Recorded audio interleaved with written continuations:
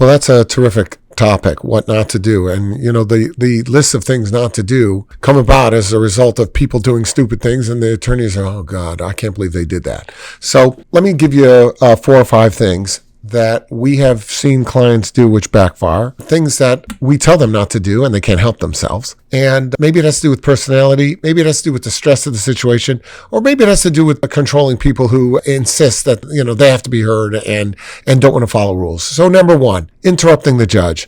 Do not interrupt the judge. When the judge starts talking, that means you stop talking, okay? It's impolite to interrupt anybody. But this is the judge. This is the one who's going to make the decision whether or not you get your kids. Don't interrupt the judge. The judges don't like that. They take it personally. They take it as a sign of someone who can't control themselves. So you don't want to interrupt the judge. Number 2, you may have a tremendous sense of ill will toward the other parent. I get it. It's a divorce case. It's a custody case. You guys don't see eye to eye. You don't get along. You feel slighted. You feel gypped. You feel like this relationship was terrible, that you gave everything and you got nothing. I get it. But when you're in court, do not attack the other parent. Do not go off on a tirade. Why? Because it makes you look like a person who needs professional help. It makes you look like a nutcase. You don't want to look like a nutcase in front of the judge.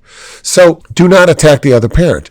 Conduct yourself above board. Conduct yourself professionally. When you conduct yourself professionally, the court believes you. The court gives you credibility. When you go off on a rant, the court thinks that you're not to be trusted. The court doesn't, all that emotional nonsense that the court pulls out of the equation and realizes there's no substance. Number 3, lying and exaggerating. Lying is one thing. Exaggerating is no good either.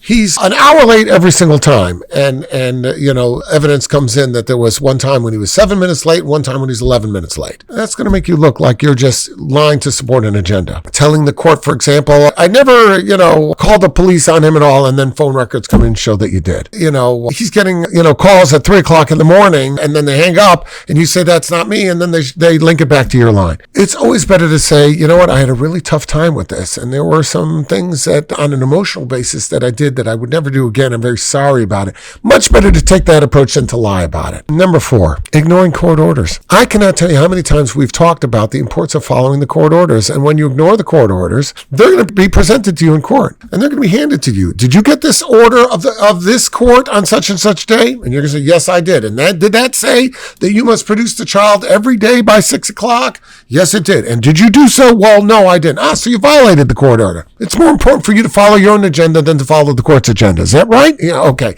You know what you've just done? You've begun to lose your case by that. You don't want to do that. So look, don't show anger. Don't proceed as if you're an angry person. So therefore, don't interrupt. Don't attack. Don't lie. Don't ignore. Avoid those things and you will be much closer to getting a favorable judgment. Do those things and you become much further away from it. 248